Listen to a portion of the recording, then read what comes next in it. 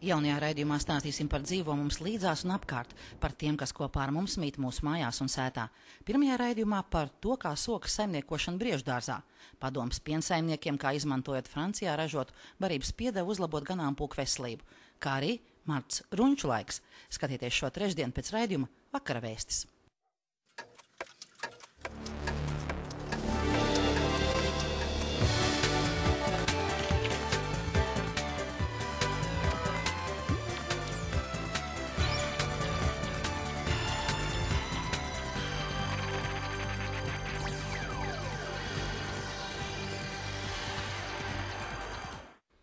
Šodien raidījumā Vakara vēstis skatieties informāciju par aktualitātēm Valmieras pilsētas pašvaldībā.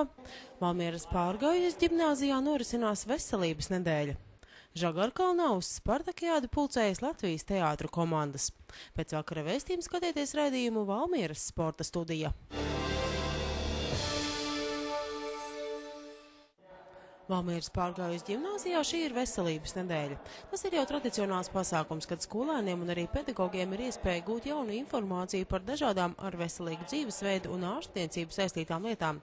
Šogad nedēļas nosaukums ir laimīgas dzīves 3 noslēpumi, pareiza kustība, elpošana un domāšana, un tā norit sadarbībā ar Vidzemes slimnīcas rehabilitācijas nodeļu.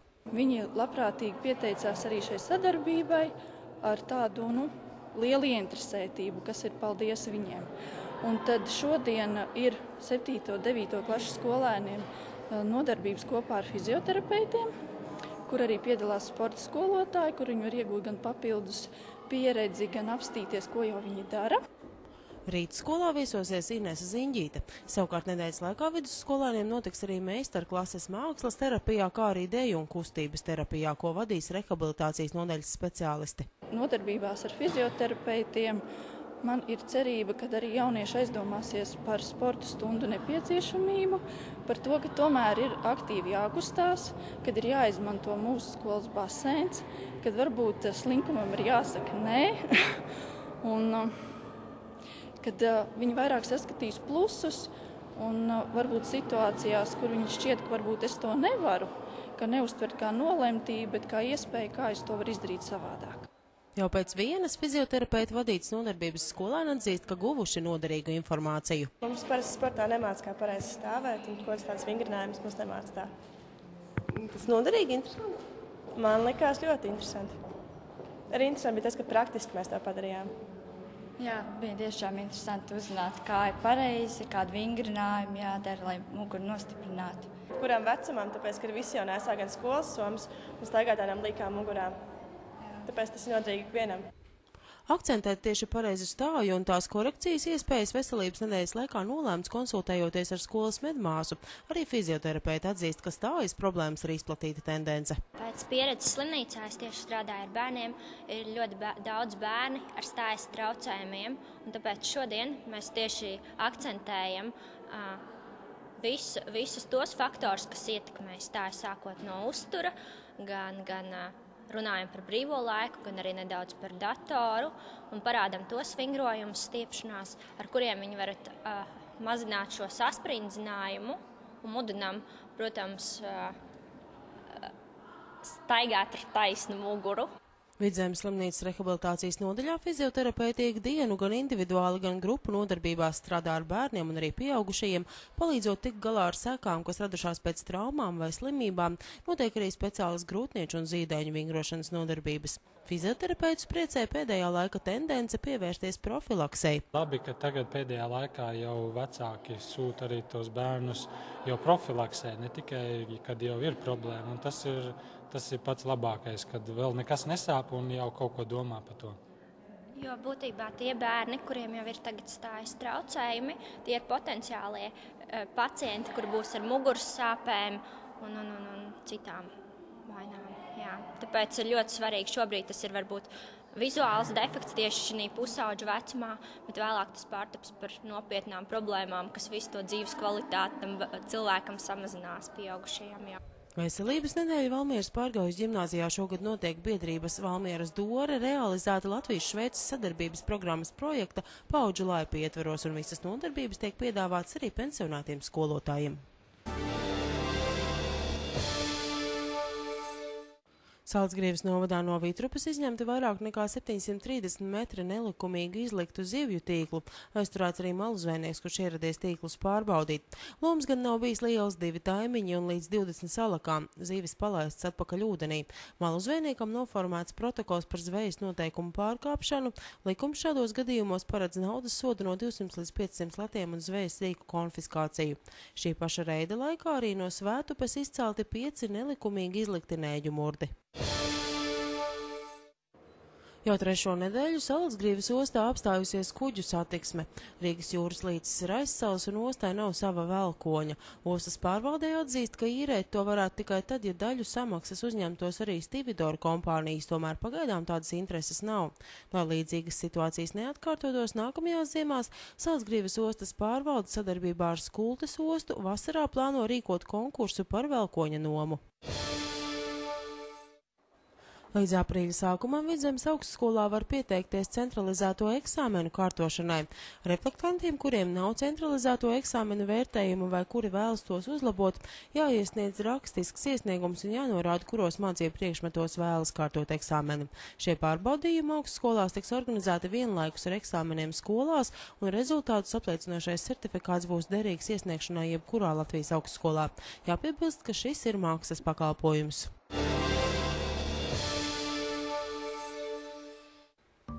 Masāža, klasiskā un relaksējošā, dāvanu kartes, mājas vizītes, modus Valmierā, Rīgas ielā 26, tālrunis 27 52 34 56.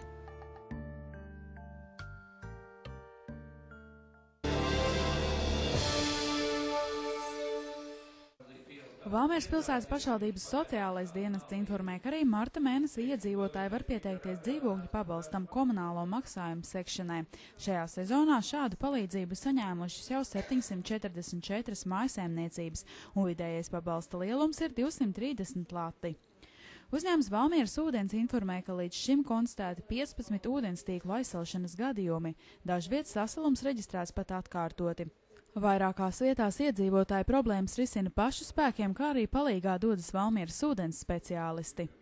Valmieras integrētajā bibliotēkā šonedēļ notiks vairākas e-prasmju nedēļai veltītas aktivitātes ar mērķi veicināt iedzīvotāju sekmīgāku iesaistīšanos informāciju tehnoloģiju sabiedrībā. 1. martā 3 bankas piedāvā savu apmācību, kā darboties e-vidē. No rīta 10. ir SEB banka, 12. ir DNB Nord un 2. ir Svetbankas pārstāvis, kas skaidro lietas. Un vēl mēs arī sadarbībā ar Valmieras pašvaldību piedalāmies darbinieku apmācībā. Valmieras pilsētas izglītības pārvalde informēja, ka no 1. marta tiek uzsākta pieteikuma pieņemšana bērnu uzņemšanai 1. klašu rindā nākamajam mācību gadam. Vecāku aizpildīts pieteikums pašvaldības apmeklētāju pieņemšanas centrā var iesniegt līdz 30. aprīlim. No šodienas līdz 25. martam Valmieras pilsētas pašvaldība izsludina pieteikumu pieņemšanu sporta un kultūras projektu līdzfinansēšanas konkursam, kura mērķis ir atbalstīt nozīmīgas sporta norises, kā arī daudzveidīgas kultūras aktivitātes Valmieras pilsētas teritorijā. Konkurss, kas domāts ir visām nevalstiskām organizācijām un visiem kultūras aktīvistiem. Tātad aicinu ieskatīties mājaslapā, izlasīt uzmanīgi nolikumu un, protams, ar radošām, interesantām, labām idejām startēt šajā projektu konkursā. Šonedēļ Valmieras pilsētā gaidām arī dažādi kultūras pasākumi. Valmieras kultūras centrā otrdien 19:00 notiks Latvijas Mūzikas akadēmijas profesoru koncerts Ference Lista klavieru mūzika. Šo piektdienu Valmierā savu 20 gadu jubileju atzīmē arī mums visiem pazīstamā un populārā grupa Bet. Un vēl svētdien, gatavojoties Vidzemes deju svētkiem, kur norisināsies Aizkrauklē 4. jūnijā, visi Valmieras apriņķa dejotāji precizēs savas dejas. Tātad būs gan A grupa, B grupa, C grupa, tātad gan jaunieši, gan vidējie. Visas dienas garumā izdejosim visas dejas. Savukārt sestdien kultūras centrā notiks tautas tēlotāju mākslas studijas 55 gadu jubilejai veltīts svinīgs pasākums, kā arī tikšanās ar studijas dalībniekiem.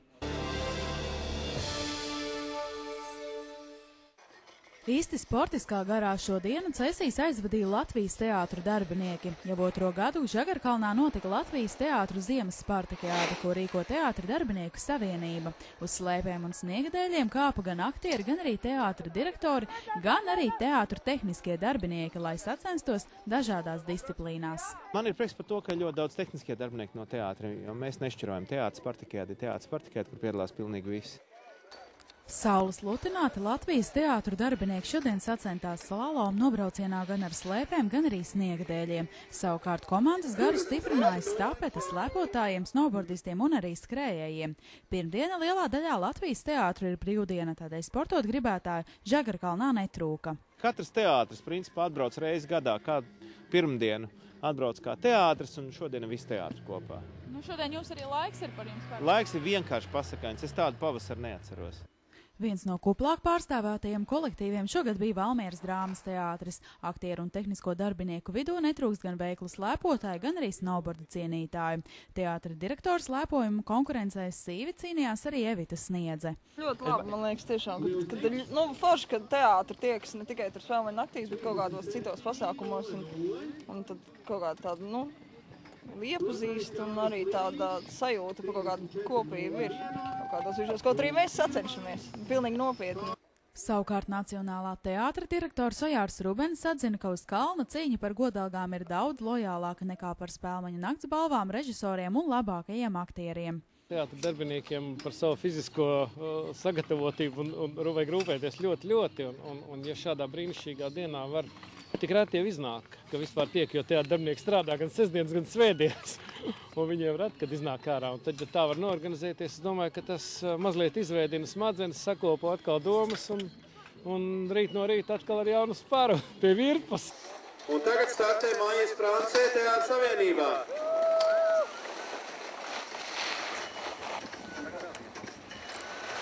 Evita Sniedze ir noslēpsies un tomēr tuvojās startam. Ziemas spartakiāde Žagarkalnā noslēdzās ar pašgatavoto braucamrīku nobraucienu. Šogad galveno balvu izcīnīja Nacionālā teātra komanda, otrajā vietā atstājot Valmieras drāmas teātri, savukārt trešo vietu ieņēma Liepājas teātra komanda.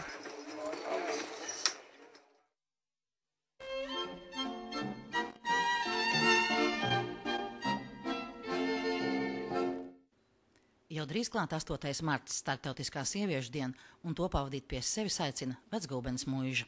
Vecgulbenes muiža aicina uz sieviešu dienas svinēšanu 8. martā. Īpašas akcijas sievietēm, 50% atlaide ēdieniem, īpaši kokteļi. Vīrieši, sagādāsim patīkamus svētkus savām sievām, draudzenēm, un pēc tam visi kopā 19:00 lielajā zālē noskatīsimies Austrumu robežas teātra izrādi Pēdējais kvēlais mīlnieks. Mīļi aicināti! Plašāka informācija par pasākumiem Vecgulbenes muižā mājaslapā baltapils.lv.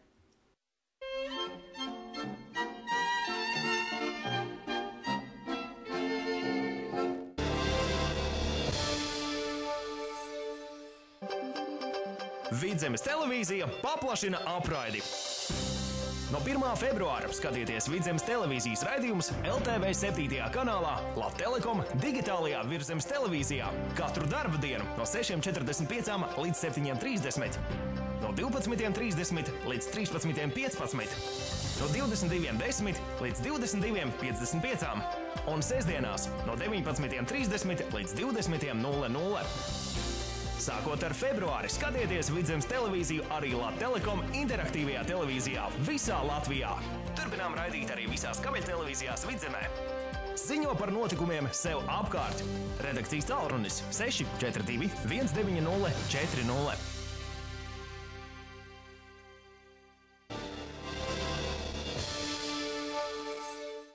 Veikals Multilux piedāvā plašu kosmētikas sortimentu no Krievijas, Baltkrievijas un Ukrainas labākajiem ražotājiem. Ļoti kvalitatīva kosmētika sievietēm, vīriešiem un bērniem par izdevīgām cenām. Katru mēnesi jaunas akcijas, atlaides līdz 50%. Cenas sākot no 16 centīmiem. Katru pirmdienu pensionāriem atlaida 20%, savukārt par pirkumu virs 10 latiem saņemiet 15% atlaižu karti. Veikals Multilux ir īsta skaistuma pasaule. Tirniecības centra Valleta 3. stāvā. Pirmie 300 pircēji saņems dāvanu. Speciālais februāra mēneša piedāvājums tikai Tirdzniecības centra Valleta klienta kartes īpašniekiem. RD elektronikas īpašie piedāvājumi februārī pirkumiem ar klienta karti. Brauns skuveklis cena 20,99 un Thomson LED televizors cena 159,99. Uzrādot klienta karti, saņemsi pastāvīgu 5% atlaidi šādos veikalos. Ģimenes aptieka, viss veselībai, hobijs, bambus, kreicis, walking, LMT mobīlo telefonu aksesuāriem, Jānis Roze, Gandrs un Nidī pirkumiem līdz 10 latiem, kā arī superdāvanas.lv. Valmieras dzīvnieku patversmē nokļuvuši 2 suņu puiši. Abi cer atrast jaunas mājas un gādīgus saimniekus. Ja varat šiem suņiem palīdzēt un kļūt par viņu jaunajiem saimniekiem, zvaniet uz patvērsmi pa tālruņiem 642 320 93 vai 292 30 307. Pensionāru dienas centrā atvasara otrdien 1. martā 10:30 vingrošanas nodarbības, 12:12 astroloģijas Olgas Mēļķes lekcija, 14:14 deju nodarbības. Trešdien 2. martā 10:10 politiski represēto diena. Valmieras kultūras centrā 1. martā 17:00 Jāzepa Vītola Latvijas mūzikas akadēmijas klavieru katedras vēsturisko koncertu sērijas koncerts Ference Lista klavieru mūzika. Ieeja 2 lati, skolēniem, studentiem, pensionāriem 1 lats. Biļešu iepriekš pārdošana kultūras centra kasē. Valmieras pilsētas pašvaldībā aicina darbā būvinženieri. Prasības pretendentam 2. līmeņa profesionālā vai akadēmiskā augstākā izglītība būvniecības jomā, pieredze būvdarbu vadīšanā un vai būvuzraudzībā vismaz 3 gadi, būvprakses certifikāts ēku būvdarbu vadīšanā un vai būvuzraudzībā, svešvalodu zināšanas angļu, vācu vai krievu valodu zināšanas sarunvalodas līmenī. Piedāvājam atbildīgu darbu pašvaldībā, sociālās garantijas, atalgojumu līdz 890 latiem pirms nodokļu nomaksas. Pieteikuma vēstulis, CV, izglītību apliecinoša dokumenta kopiju un atbilstošā certifikāta kopija līdz 1. martam 2017. lūdzam iesniegt personiski pašvaldībā apmeklētāju pieņemšanas centrā vai arī nosūtīt pašvaldībai Lašplēša ielā 2 Valmierā. Ar norādi pieteikums vakantajam būvinženieru amatam. Papildus informācija pa tālruni 642 07 138. Liesmā lasiet, ko premjers pauda vidzemniekiem. Ziemeļvidzemes noklusētie stāsti, darbi un domas Rūjens novadā, demografiskais Dibens un Dombrovska mierinājumi. Latvijas vides ģeoloģijas un meteoroloģijas centra dati liecina, ka arī nākamajā diennaktī vidzemē aizvien gaidāms neliels mākoņu daudzums bez nokrišņiem. Dienās spoži spīdēs saule. Pūtīs lēns dienvidaustrumu vējš ar ātrumu 2 līdz 5 metri sekundē. Gaisa temperatūra naktī gaidāma no -11 līdz -20 grādiem. Savukārt dienā gaisa temperatūra solās būt no -2 līdz -6 grādiem. Vidzemes televīzija paplašina apraidi. No 1. februāra skatieties Vidzemes televīzijas raidījumus LTV 7. kanālā, Latelekom digitālajā Virszemes televīzijā katru darba dienu no 6:45 līdz 7:30, no 12:30 līdz 13:15, no 22:10 līdz 22:55 un sestdienās no 19:30 līdz 20:00. Sākot ar februāri, skatieties Vidzemes televīziju arī Latelekom interaktīvajā televīzijā visā Latvijā. Turpinām raidīt arī visās kabeļtelevīzijās Vidzemē. Ziņo par notikumiem sev apkārt. Redakcijas tālrunis 642 190 40.